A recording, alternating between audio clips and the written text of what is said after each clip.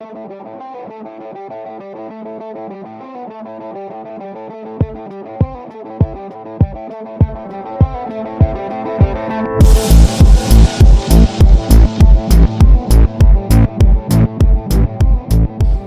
up, sports fans? This is your reliable, as always, host Igor, hosting the 4th episode of Boys Couch and Ball. Thanks for tuning in. We've got our usual suspects, except for Christoph in the studio today. We've got Linda and Chris here, as well as Henny, and we're going to discuss all the greatest sporting events of the last week. We're going to look at the Ashes, which kicked off on the 1st of August on Thursday, now entering day 4. On the TV now, actually, and then there's a hell of a lot of international rugby. The European teams are going to start to play this weekend as well. And then, of course, we are covering at Ligue very briefly. That starts on the 9th of August as well. That's, of course, the Farmers Football League in France. So, to kick things off, rugby. Forward in the scrums, and we lost quite a number of our lineouts, so it's easy for us to sit here and say we should have pushed them inside the 22 and kept them there, but we couldn't win our own lineout ball clearly.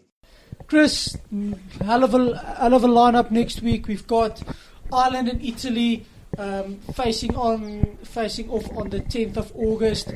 But it's going to maybe be a bit interesting. John Klein is included in the Ireland team. For obviously ex-Stormers player, South African player included in the squad for Ireland. Probably the only realistic shot he has at playing is against Italy. But I think Chris, Ireland comfortably wins this game, even though Dan Levy and Sean O'Brien are injured. Well, yeah, Igor, yeah. If you think about it, Ireland are probably the second or third best team in the world, and Italy are not even in the top 10. So, yeah, a comfortable victory for Ireland. 20 plus points at least. And yeah, it's going to be, Ireland are probably going to test out a few combinations, try a few new things, but yeah, it's basically trials for them pre-World Cup. Yeah, I think it will be a good captain's run for them, basically. Maybe good for some fitness, and they're playing in Ireland, so obviously very close to the Irish pub in Ireland. The best thing about that game will probably be the Ireland song before the game.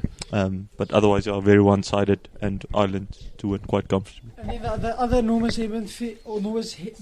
Hemisphere team in action, or teams rather in action, is England facing Wales on Sunday. Pretty interesting. Injury news: Brad Shields is out, Marco Vunipola out, Jack Noel out, George Kruis out, and crucially for Wales, of course, Talupe Faletau is out of the World Cup after he broke his collarbone in training, and I think this game could go either way, Chris. Well, yeah, both teams are quite at the same standard now. Both are going to try and win the World Cup later this year, but this weekend, I think it's going to be a close game. Probably like the New Zealand-South Africa game, they want to make a statement through this game. If Wales beat, or vice versa, England beat Wales, that's going to make quite a statement pre-World Cup. So yeah, quite exciting. I can see it's going to be, I predict it's going to be a close game within one score. So yeah, but let's hope Wales win. And then Linda, of course, England choking a bit in the Six Nations, not closing up the points quickly enough. And before that, they had a pretty shoddy South African tour. Before that, last year, which I didn't do so well in, is Eddie Jones losing some of his momentum. What do you think can England expect realistically out of this game? Well, for me, I'm actually backing Wales for this one. They've been in really good form, and as you say, England has not been the England that they were under the start of the Eddie Jones tenureship. So we'll see what happens, but I'm actually backing Wales in this game. I don't think England, for me, realistically, are World Cup contenders. For me, Wales are the better team now, so I'm backing them to win this weekend. Okay, so Argentina versus South Africa, next week after the New Zealand-Australia game. It is going to be pretty interesting if South Africa don't put a bonus point victory over Argentina. Well, yes, Igor, I do think that there's a golfing class between the New Zealand and Australia games. I do think New Zealand will probably go for that bonus point win. I think it will be very hard for the South Africans to get a bonus point win in Argentina. I think the Pumas have been a much better team this year. A couple of players from overseas have come in the Argentina squad and really improved them. I do think that, again, like every single match, it will be determined up front. I think if there's one big weakness in the Argentina team, it's their scrum, their loose prop and the tight prop aren't performing very well at this stage. Creevy didn't play last weekend against Australia.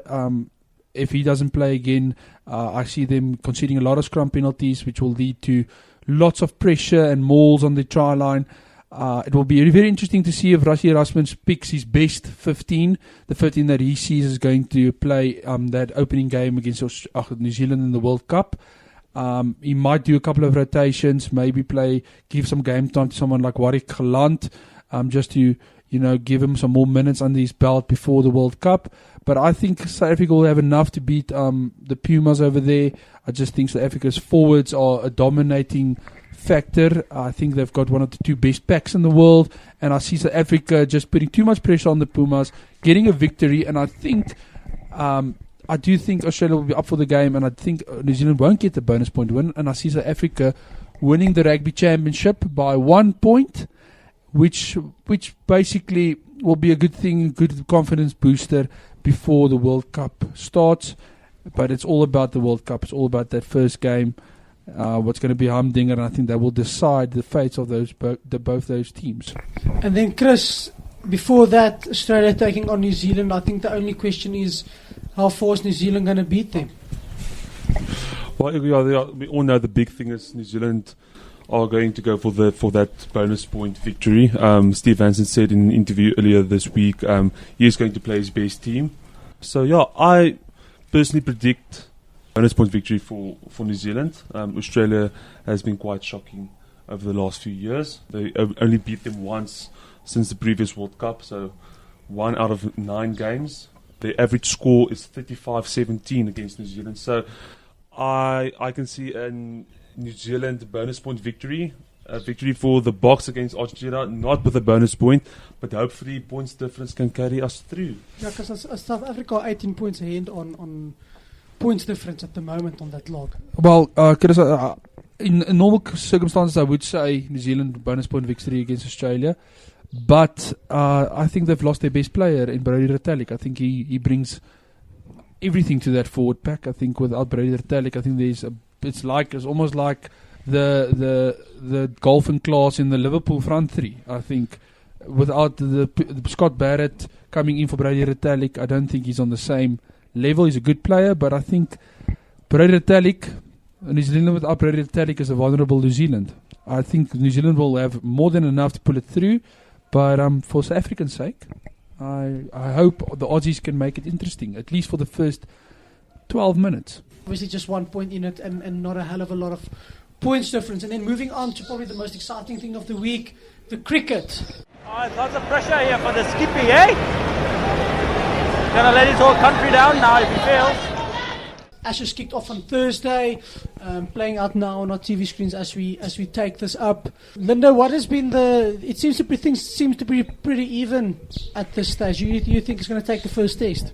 Well, yeah, it started on Thursday. Very exciting with Australia batting first and David Warner and Cameron Bancroft opening the batting for them. The English crowd gave them a nice and warm welcome with the wave of 50 million sandpaper things, sheets, yeah. So yeah, that they got a nice reception, and England started really well on Thursday. But then it was Australia at one point were 122 for 8, I think. But then it was just from there it has been the Steve Smith show. Scored 144 in the first innings. and just now this afternoon another 142. So at this stage, Australia, I think, are in command here. I think England will be chasing around 300, 350 on a pitch that's turning a lot, and on a fifth day pitch, I think it'll be hard. So I actually think Australia will shock everyone and win this first test. And I think a big problem for England has been Moeen Ali, as in this first test, been absolutely horrific.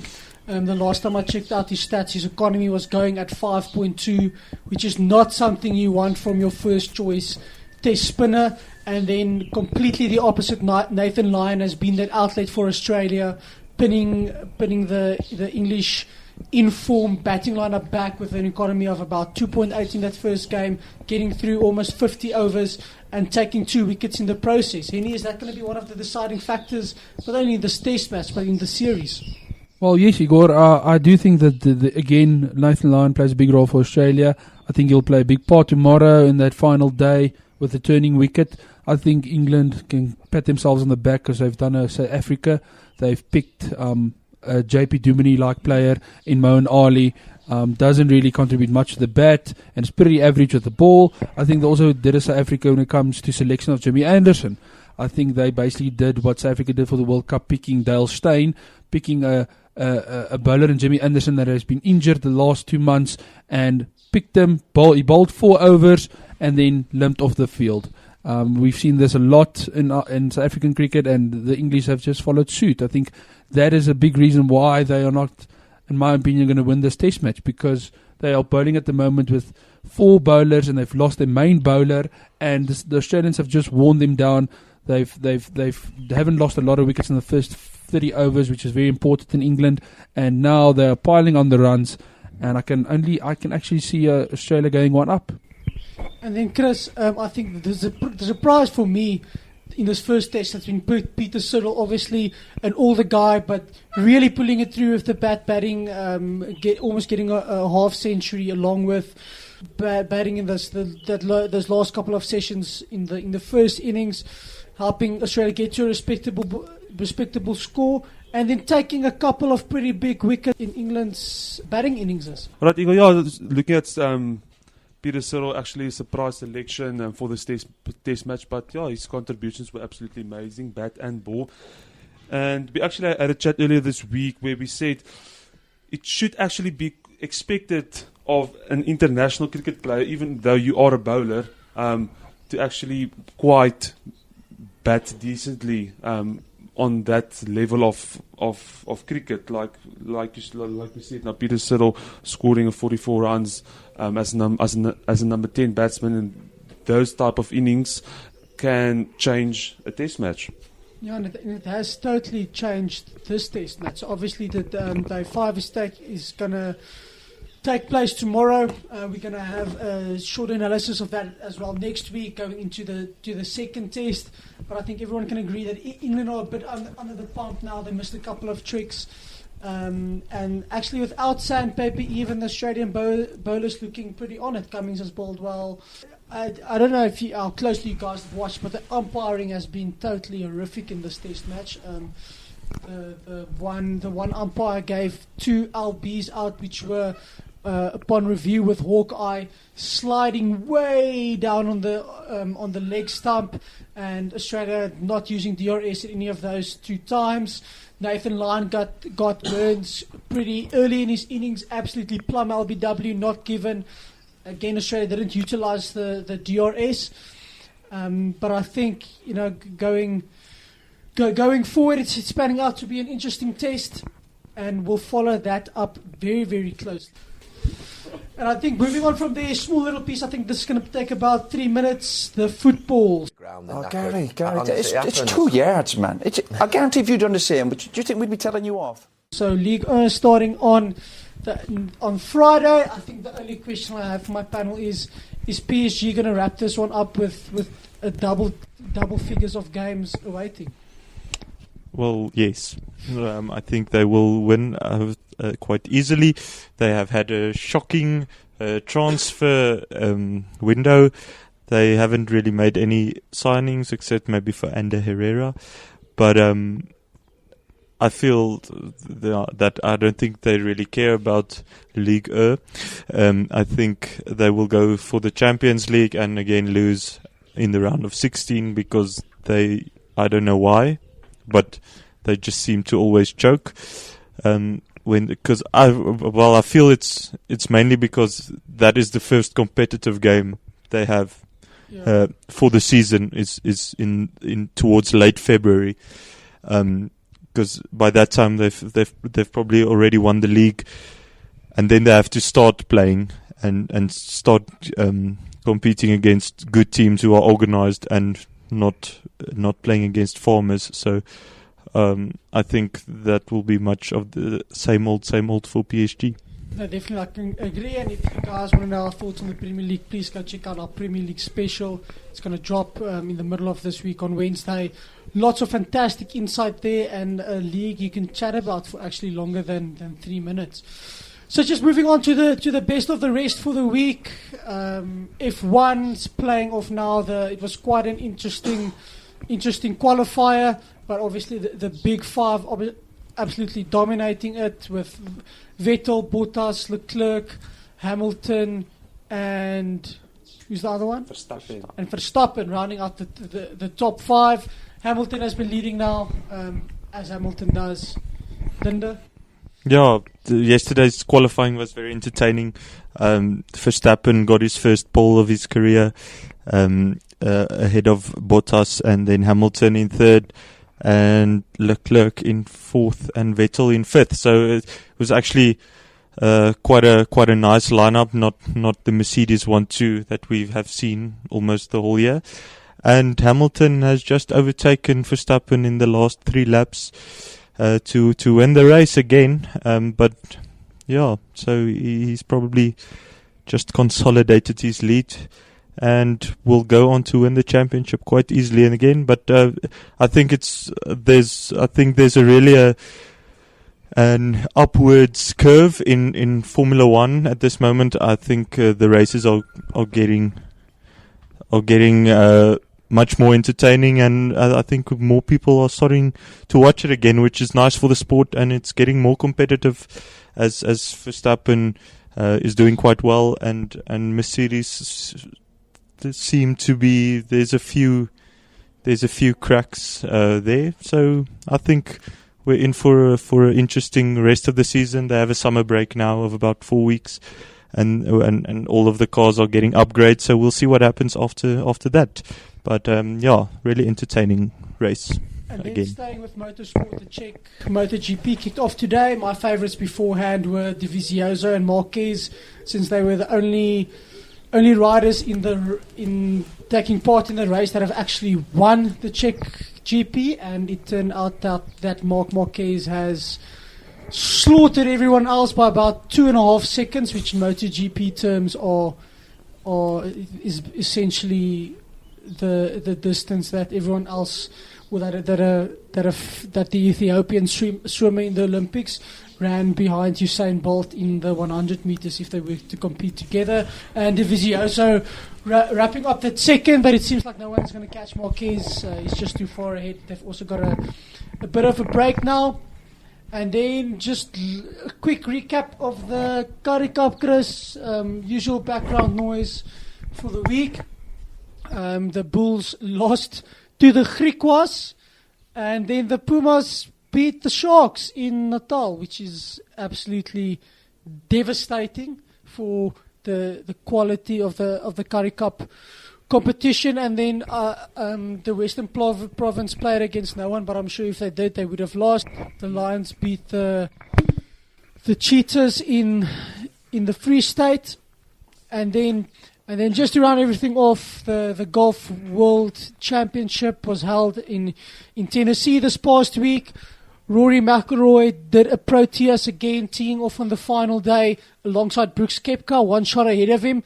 And then Brooks did a Brooks Koepka, and he played a 5-under round, and McIlroy absolutely imploding and playing a 1-over.